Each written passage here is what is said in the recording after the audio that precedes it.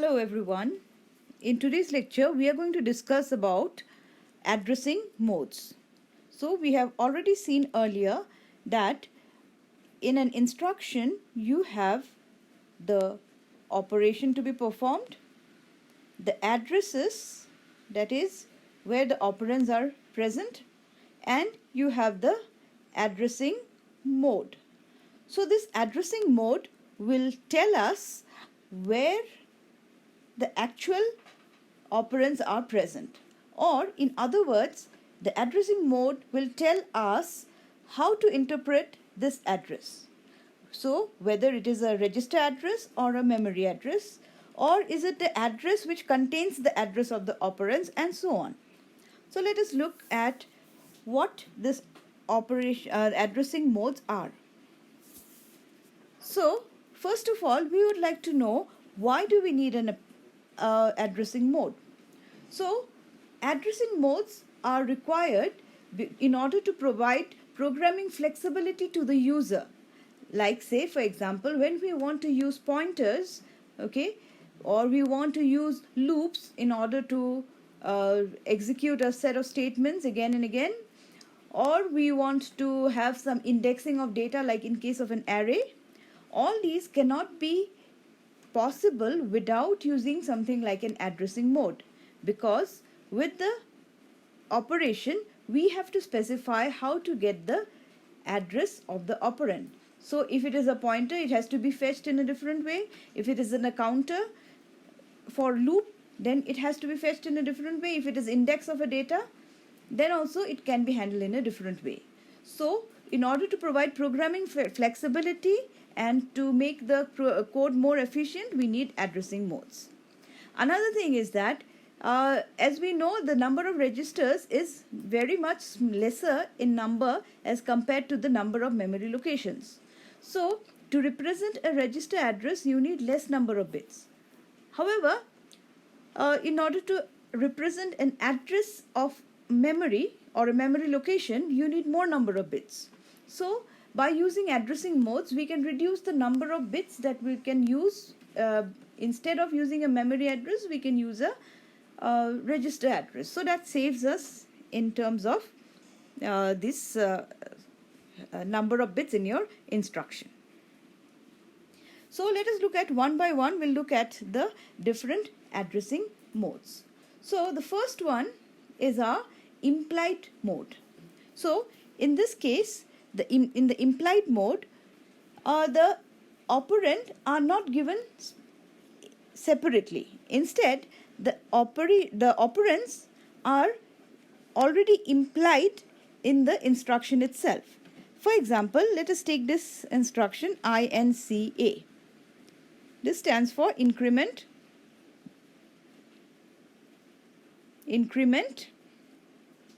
accumulator. So if you have watched the earlier video on our register organizations, so you'll understand what an accumulator is. So this instruction does not need any more information about the operand, because it says that increment the accumulator. So you don't need to specify any operand, so or any address of an operand. So it is implied, the operand address is implied in the function or the operation itself. So that is why this is known as your implied mode. So here what we have to do, we have to take the accumulator, add 1 to its content and store the result back in the accumulator. So you don't need to tell anything additional to this. So this is your implied mode. So no need for any address. The second one is your immediate mode. In the immediate mode, the address field, instead of containing the address of the operand, it contains the operand itself.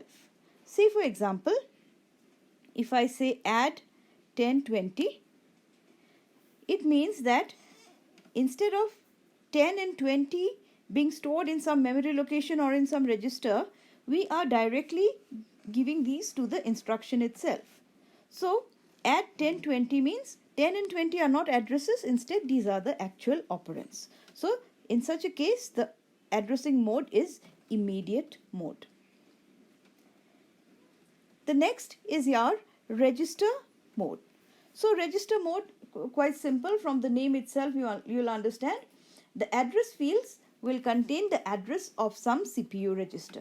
So, and this CPU registers will contain the operand. So if I have again add R1, R2. So R1, R2 are CPU register. R1 contains the value 10. R2 contains the value 20. So this is the register address. This contains the first operand. This is the register address. It contains the second operand. So in such a situation, the addressing mode is register mode.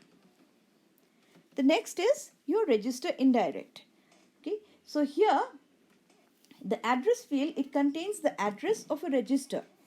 Okay. So I may have again same way add R1, R2. R1 is a register. R2 is another register.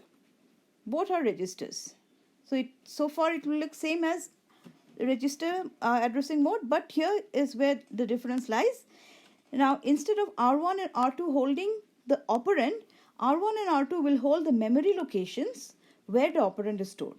So if suppose in R1 I have 1000, R2 I have 2000, if the addressing mode is register indirect, then I have to go to memory location 1000 to get the first operand and memory location 2000 to get the second operand. So that's why it's called indirect. So first go to R1, get the address, then go to memory, get the value. So similarly R2, so here from the instruction you take the address, go to register R2, from the register R2 take the value and go to the memory location with this value. So here the term effective address we can see. So the effective address in this case would be 1000 and 2000. So the effective address is nothing but it is the actual address where the your operands are stored. So our actual operands are stored in address 1000 and 2000, so that is the effective address. However, in this instruction, in the address fields, so these are your address fields, the address fields will contain only the address of the register. Now, if we go back and see, here what is the effective address? Effective address here, in this case, would be the address of register R1. So, address of R1, and for the second operand, it will be address of register R2, because R1 and R2 contains the actual operands. Let us move on now to the next, auto increment and auto decrement. So in auto increment and auto decrement, these are similar to our register indirect mode. It's very same, exactly same as register indirect.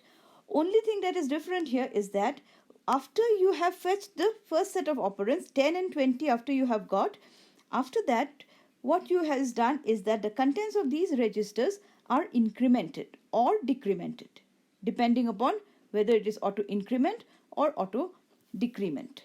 So I have again operation add R1, R2. So in the address field of the instruction, I have address of R1 and address of R2. So I go to R1, it contains 1000, R2 contains say 2000. I go to memory, address 1000, I get 10, address 2000, I get 20. Okay, so for the first round, what happens? I'll get my operands following this, but once this is done, the contents of this registers, okay, contents of these registers would be incremented. So next R1 will contain 1001 and R2 will contain 2001.